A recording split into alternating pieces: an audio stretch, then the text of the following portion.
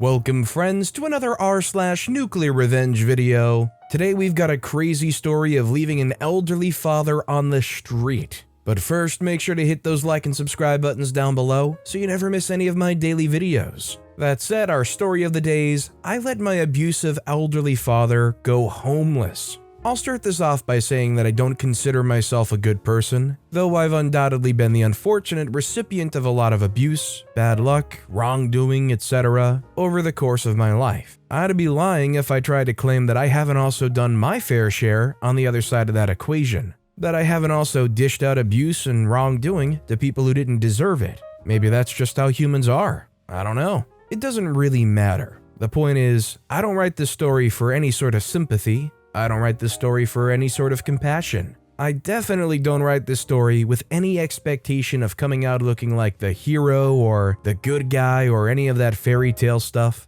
I write this story rather because I think it's worth telling and worth sharing with people. Maybe some people out there will learn a thing or two from it, how to persevere through the bad times, how to deal with the worst hand possible and keep playing, but I really doubt it. I'm sure some people out there will be able to relate to at least some of this stuff. I hate that that's true, but I'm sure that it is. And maybe some people, the ones with the twisted senses of humor, the messed up sensibilities, maybe that crowd will even get a kick out of it. If that's you, more power to you in my book. We gotta stay entertained somehow, right? Anyway, I've rambled on long enough with all this background nonsense. At the end of the day, I'll tell my story and you'll make your judgment. It's as simple as that. So, here's my story. I had a bad childhood. Most of the time when people ask me about my childhood, and I can't get away with changing the subject, or I don't have the energy to put on a normal face and act like I had one of those normal deals, neat house in the suburbs, loving mom and dad, cute little dog Fido, that's all I say. I had a bad childhood. They obviously want to know more, but no one ever presses. People kind of have a way of looking in your eyes and knowing that some things aren't worth digging up. I know I had a bad childhood, won't do for the purposes of this story, so let's go digging. When I was born, there were 4 people in my immediate family. Myself, obviously, my mom, my dad, and my older brother, who I'll call Cal. Up until the time I was 8 years old, my life, as I remember it at least, was actually pretty normal. My family wasn't well off, but we made do and we got along at least as well as any family's expected to do.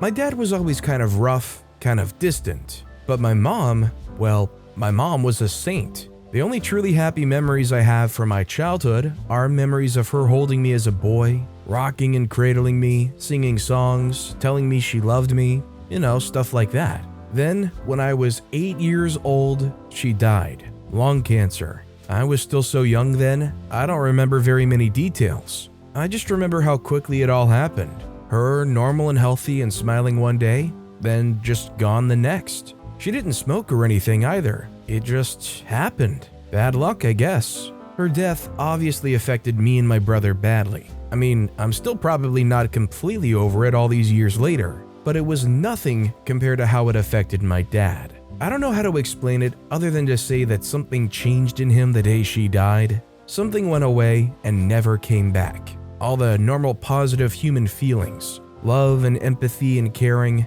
I never saw them again. He was just a completely different person, downright hateful and cold and abusive. He was looking for someone to blame, is what it really was, and there's never anyone to blame in situations like those. So he had to find someone, build someone up in his mind as a target for venting all this pain and anger and frustration. That someone became me, unfortunately. I remember driving home from my mom's funeral. It was me and my brother Cal in the back seat, my dad up front driving. No one had said anything since we'd pulled out 15 minutes prior. Just the sound of the car moving, my brother and I staring out the window in silence. Then out of nowhere, my dad spoke up, addressing me. Let's say I'm John. "You did this, John," he said. "You know that, right? That you did all this?" I wasn't sure what he was talking about. "Did what, Dad?" He made sort of a sweeping motion with his hand. "All of this, everything. Don't play smart with me. The least the devil can do is acknowledge he's the devil." I still didn't understand what he was saying. Remember, I was only 8 at this time. But what did... "Shut up, boy," he yelled. "If it wasn't for you, maybe your mother would still be alive right now. If you hadn't..." He trailed off, obviously unable to come up with any rationale for how I, an 8-year-old boy, had been to blame for my mom dying. He didn't say anything else until we had reached home. After he'd pulled into the driveway and brought the car to a stop, he told Cal to go inside while he talked to me. When Cal had closed the front door behind him, my dad turned around in his seat to face me. I'll never forget the look of hatred in his eyes, like he was possessed by a devil or something. "Your mom died because of you," he said, "and I will never forgive you for it." After that, he got up and walked inside, leaving me to reflect on what I could have possibly have done to cause any of this. The answer is obviously nothing. But that's not the kind of easy answer a young kid's able to come to in the midst of grief and suffering,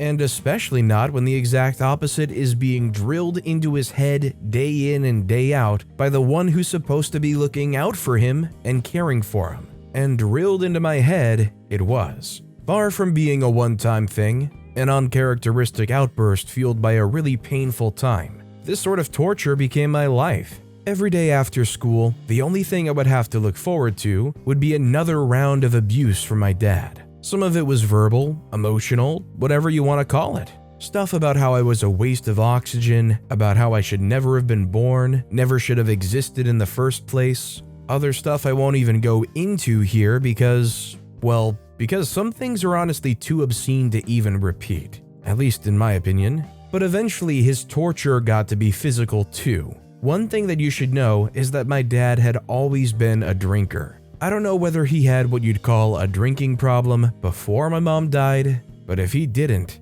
then he sure as heck developed one after that point. His favorite pastime in the world came to be getting knocked down drunk off whatever piss-quality beer or liquor he managed to buy, and then beating me around like a rag doll until it was lights out for yours truly. I know some people who went through abuse like that say they eventually got used to it, that they eventually built up some sort of tolerance or numbness to the whole thing. But I didn't. I felt the hits every time, and my dad knew I felt the hits every time. Maybe he wouldn't have even bothered otherwise. But the worst part of it all, the worst part by far, was that my dad, in his sick twisted head, decided to leave my older brother Cal out of his line of fire. He never yelled at Cal, never told Cal he was a waste of oxygen, never so much as laid a finger on Cal. It was just me he targeted. Towards the beginning, Cal would try to stand up for me, plead with my dad to leave me alone, try to convince him that I hadn't done anything wrong, but eventually my dad got to my own brother, somehow convinced him that I was to blame for every bad thing that had happened to our family. After that, it was all but over. It was a 2-on-1. There was nowhere to run and there was nowhere to hide. I had a POS alcoholic abuser for a father on one side and a cold, spineless bystander for an older brother on the other. So that was my life for a better part of a decade. When I finally turned 18, I was already planning on moving out on my own. But my dad could sort of sense I was about to leave, so he took it on himself to get the last laugh and just kick me out. I still remember it like it was yesterday. It was on the actual day of my 18th birthday. I remember already being in low spirits because birthdays were the worst days of the year for me. Why? Well, rather than maybe trying to dial back his cruelty for a day, my dad would use my birthday as an opportunity to crank the cruelty knob all the way to 1,000 and really go after me for an entire 24 hours. That's if he remembered it was my birthday at all, which was not an automatic thing. He definitely remembered this one though. I was sitting in my room when I heard my dad yelling out my name from our living room. As I walked into the room, I saw him sitting in the ratty old recliner chair he basically lived in, beer can in hand and sick smile plastered on his face. When he began to speak, I could hear the alcohol slurring his words. "Well, boy," he said, "I guess it's finally time." I knew what he was talking about. I wasn't an idiot, but I was going to make him do it. If he wanted to kick his 18-year-old son to the curb, he was going to have to do it by himself. "Time for what?" I asked. He didn't say anything at first, just raised his hand and pointed out to our front door. When I didn't move, he finally spoke up. "Time for you to take your good-for-nothing self out of that door and get out of my life." He wasn't smiling anymore. I didn't say anything. I calmly went back to my room, and for the next 30 minutes, I packed the few belongings I had into a small duffel bag. When I was done packing, I slung the bag over my shoulder, made my way out of the room, and passed by my dad without saying a word to him. As I opened the front door, he called out my name. I turned around. "One last thing," he said, pausing for a second and pretending to be serious. "Try not to die too quickly out on those streets. I'd hate to have to pay for those funeral expenses." Then he burst out into laughter, cackling and slapping his legs like he just told the funniest joke imaginable. I made my way out and slammed the door behind me. At the time, I thought those would be the last words my dad would speak to me, and for nearly 25 years, it seemed like they would be. I walked out of that house and never looked back. I started working whatever job I could find to support myself, saving up money when I could, but basically spending a good 2 years after that day being helplessly broke and with no other family I could turn to. For a while, there would be periods, a couple weeks here, a month there, where I was basically homeless and could hardly afford food to keep me moving, but I never thought about going back to my dad and begging him for some type of help. In my mind, I would have rather have been dead than back to being dependent on him. Eventually, though, I made it work.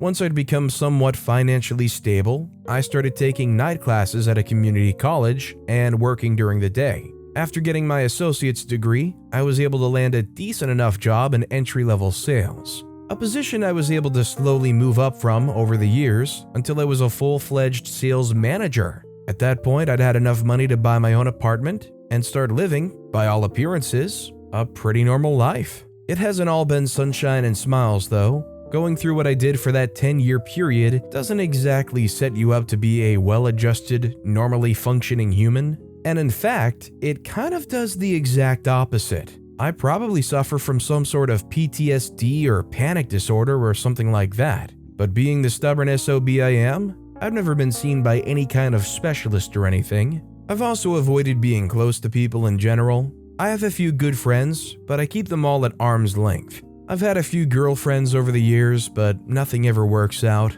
I think my childhood's just left me incapable of being truly intimate with someone. No kids, obviously. I would never want to risk somehow turning out like my old man did. To be completely honest, the one thing I wanted over the years, the one thing that would keep me up at night thinking and thinking and thinking, wasn't a wife or kids or even a bigger house, a nicer job. It was somehow being able to get back at my dad. Somehow being able to repay him for all the torture he put me through during my childhood. Screw forgiveness, screw moving on, screw letting the past go. I wanted revenge. For the longest time, I didn't think I'd ever be able to get it though. Once I'd made it and was living relatively comfortably, I tried looking my dad up. In phone books, on the internet, through any avenue I could think of, but I couldn't find a trace of him. My brother Cal had died in a car crash about 5 years after I'd been kicked out, and there was no other family I knew about. So, for all intents and purposes, my dad was just gone. I half suspected he was dead. Alcoholism has a way of doing that to you. So imagine my surprise, completely out of the blue, nearly 25 years since the day I'd been kicked out of my house, I received a phone call from none other than the devil himself. I had no idea how he'd gotten my phone number, still don't to this day. And when I picked up the phone and he first began speaking, I didn't even recognize his voice. "John," he said in a really weak, gravelly voice. "It's me." "I'm sorry, who is this?" I asked. "I'm afraid I don't have this number saved in my phone." There was a long pause on the other end before I heard my dad's voice again. "It's me, John," he said. "It's your old man." I couldn't believe it. 25 years it had been since I heard this slime ball's voice in my ear. 25 years. My mind flashed back to the years of torture and suffering he'd put me through. Out of pure instinct, I was about to tell him to get lost and go freak himself, but then I realized this was my chance. This is what I'd been waiting for, dreaming of, all these years. Here was my chance to finally get revenge on my dad. I decided to play it cool and let him make the first move. "Oh wow," I said, trying to play up some mixture of shock and excitement. "It's been so long, Dad." I paused, trying to muster the strength to go on talking like there wasn't 3 decades worth of anger trying to burst through me. How have you been?" "I've been alright, John," he said. "But listen, I need your help. Things aren't great right now and I need somebody to help me out. Can you come to my place sometime this week so we can chat? Help? I say, what kind of help exactly? He says, listen, John, I'll explain everything in person. Can you just come by? I'll give you the address to my place. I paused for a second then. I'd already made up my mind, of course. The second my dad told me he needed help, I was more than ready to see what he needed and see just how thoroughly I could screw him over. But I had to act somewhat realistically. Take a second, think about it, make him squirm a bit. I couldn't let my dad suspect a thing. After about 30 seconds, I finally spoke up again. Sure, Dad. Give me the address and I'll be there on Friday. I could almost hear him breathing a sigh of relief on the other end. Thank you, son. Thank you so much. A week later, on the Friday I told him I would meet him, I took off from work and drove to the address my dad had given me. At some point in the past 25 years since I'd last seen him, my dad had moved a state over, and it took me nearly 6 hours of driving to get to his place.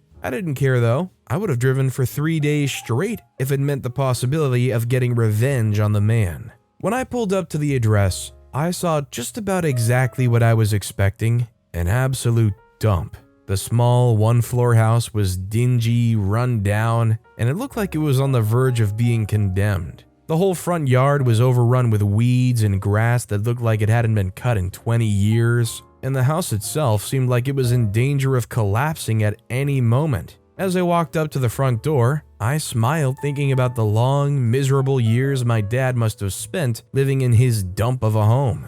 I knocked on the front door, readying myself for whatever was about to happen. After a few moments, it opened, and there he was, the man who had made my childhood such a living nightmare. Frankly, he looked nothing like he had the last time I'd seen him. His face was wrinkled and sunken looking, his hair had gone completely white, and I noticed he'd had to use a cane to support himself. After inviting me inside, he led me into his cramped, cluttered living room and, without asking me at all how I'd been or what I'd been doing for the past 2 decades, immediately launched into the speech I'd pretty much been expecting since he told me on the phone that he needed help. I won't bore you with specifics. It was pretty pathetic, honestly, seeing an old man grovel and beg so shamelessly, but it basically boiled down to this. The old man was completely and utterly broke, was too weak and frail to work a job to support himself, and would be evicted from his house, which he was renting in 2 weeks' time. Why? Because, as he told me towards the end of his speech, that's when the money runs out. That's when I'm left with nothing. So where do I come in? I asked, fully knowing the answer to the question. Son, I need you to help support me. I need food to eat, a place to sleep, somewhere to live. I don't have anything. I'm completely dependent on you right now. He paused for a few moments, desperately trying to up the sympathy factor. So, do you think you could help me out? I looked down at my folded hands, pretending to consider his proposition for a while. When I looked back up at him, I was smiling. Absolutely, Dad. Of course I'll help you out. After promising I would find him a place to stay and get back to him within the next week, I left his house and immediately got to work. The first thing I did was look up the worst nursing homes in the United States. I spent a good 2 hours poring over lists of horrible facilities, articles about reported elder abuse, and anything else I could get my hands on.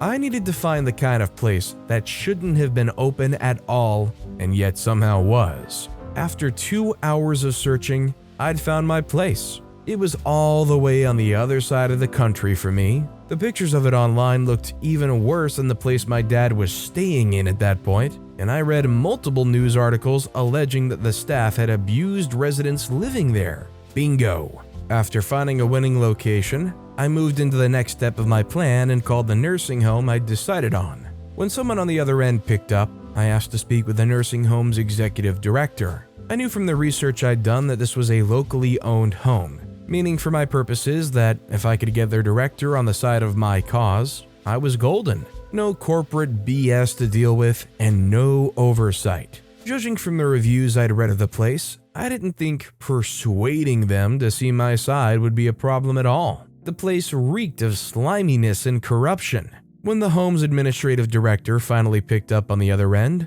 a rough, slightly scary-sounding woman with a deep voice, I told her I wanted to level with her for a second. I dove into the story of my dad and my horrible childhood, sparing no detail about every awful thing he had ever done. Then, after I felt I sufficiently covered the essentials, I ever so slyly transitioned and asked the director whether, under the right circumstances, she might be able to see to it that my dad gets, well, the worst treatment imaginable. The other end of the phone was silent for a second, then the director spoke up.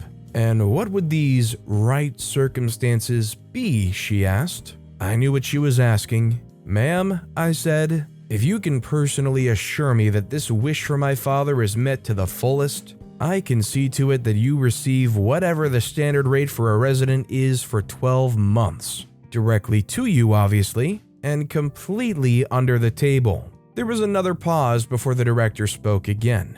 "That won't be a problem at all." After getting the verbal confirmation I needed, I moved to the last surprise I had in mind for my dad. "One more thing," I said. "Say, hypothetically, that a resident was able to pay the cost of residing in your facility for 12 months, but after that they just, I don't know, ran out of money. What exactly would happen to them at the end of the year?" "Well," the lady said, "sometimes Medicaid will be able to cover the cost of living for a resident who has no other assets." She paused. "But there are certain circumstances where we do have to evict such residents. It's certainly happened before." "And what are those certain circumstances?" I asked. "Sir," the lady said, "I think we're on the same page. It won't be a problem." After I'd gotten my dad's living situation squared away, there was only one thing left to do: introduce him to his brand new life. I told him on the phone that I'd bought him a really nice apartment, lie, on the other side of the country where I lived, lie, that I really thought he was going to enjoy, double lie.